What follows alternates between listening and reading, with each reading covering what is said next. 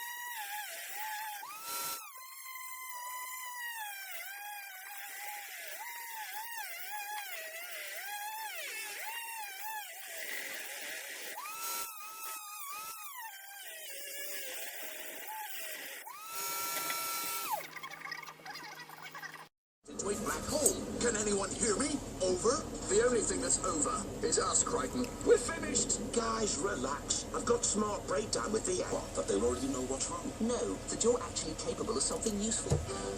The future of breakdown today.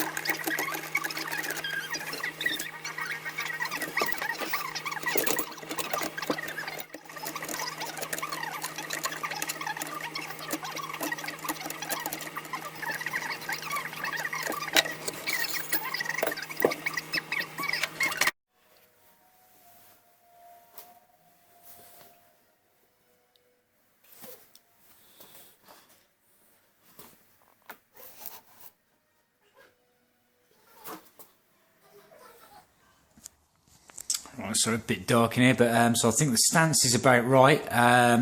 So it's not loaded, the wheels off the ground, just a bit at the moment, because I want to work out the spacers, see what I can get away with. So with that sitting on the top of the spring and the washer, from the top of the cap, I'm thinking that's 5 inches. So I'm thinking maybe we could try for a 5-inch spacer and see if I can jam that down, just to hopefully that will preload it all a bit. I've got very little travel, about 1.5 inches travel, so it might be too much at the moment. I don't know. This is all going to be just kind of slightly making it up as I go along, but who knows, maybe with a bit more preload on it and some heavier weight oil, that might be enough. We'll see. But let's chop a spacer and get some caps on. Let's try for 5-inch, and then maybe go down to a 4.5 if my puny little arms can't push them down.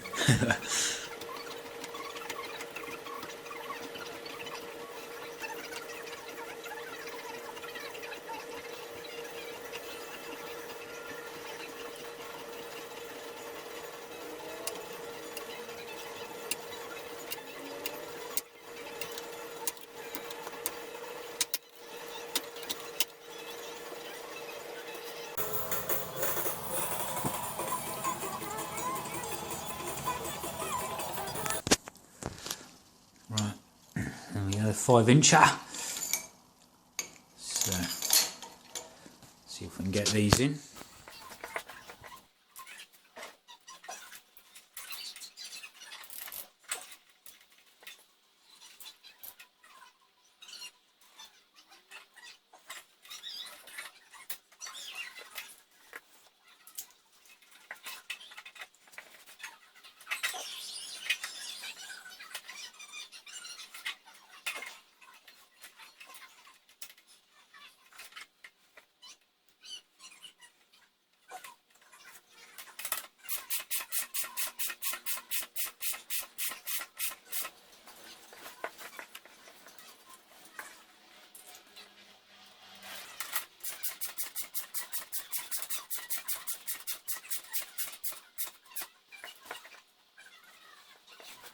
So stance wise, that's about as low as I'm going to get, I think.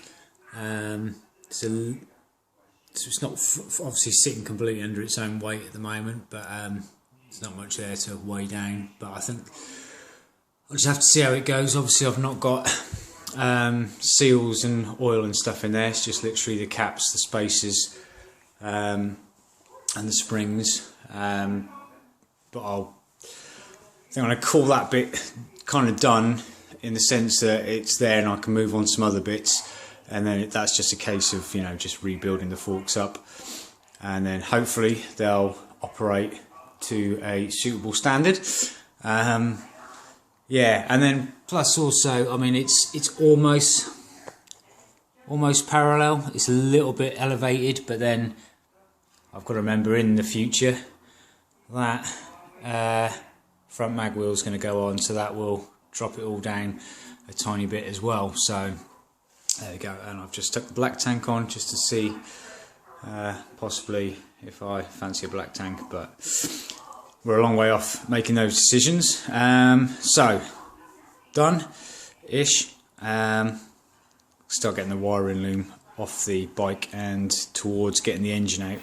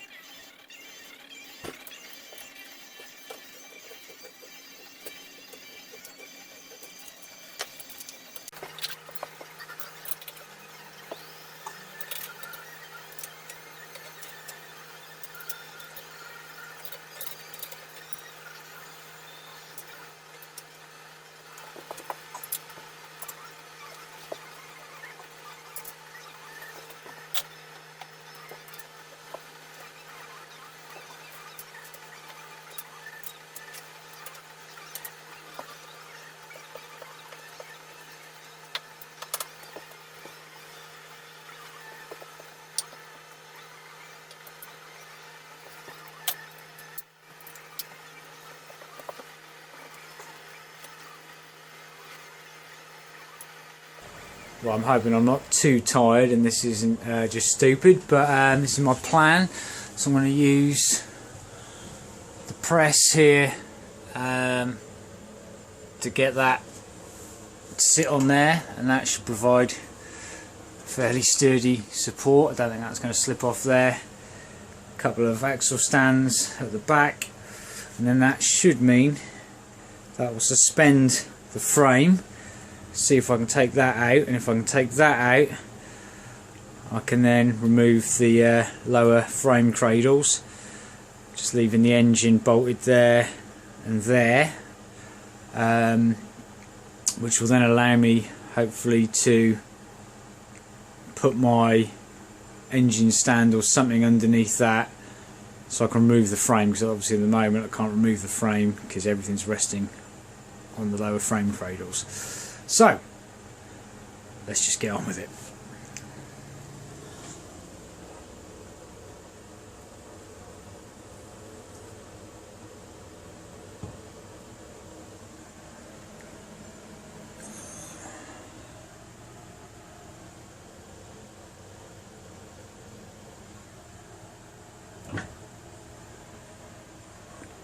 So far so good.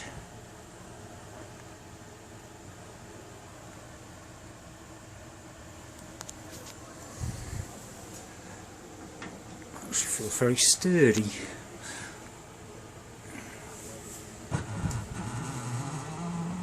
Okay, so there's nothing supporting it now other than the axle stands. Oh yeah, that ain't going anywhere.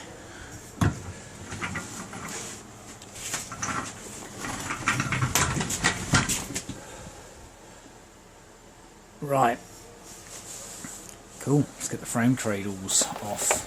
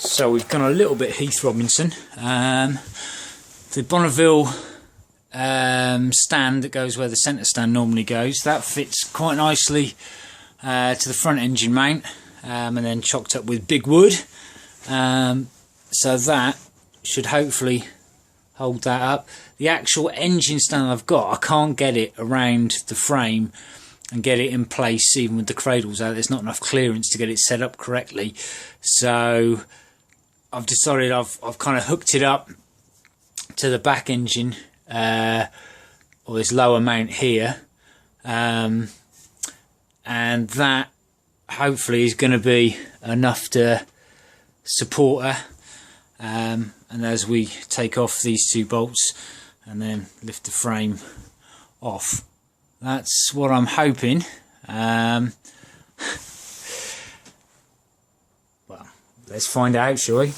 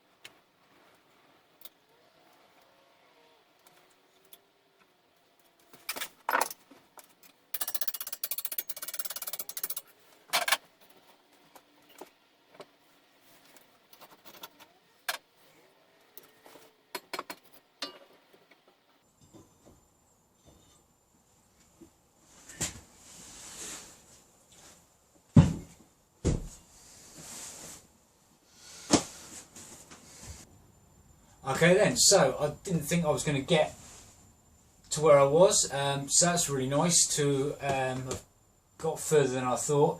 Engine's obviously out. Got the forks kind of where I want them. Obviously going to have to see how they perform, but let's just kind of give them a penciled in tick at the moment. Wiring loom's out, engine's out, so I think the next thing I'm going to have to do is, and I would imagine I'll probably do that, not make a video of it, is just clean everything. There's a lot of cleaning stuff, obviously when it's all stripped down places you can't normally access. I want to give the engine a nice clean. There's a few bits, so I can't remember how long ago it was when I sprayed this black, but it's had a fair few miles, you know, and rough miles as well through winters and all that.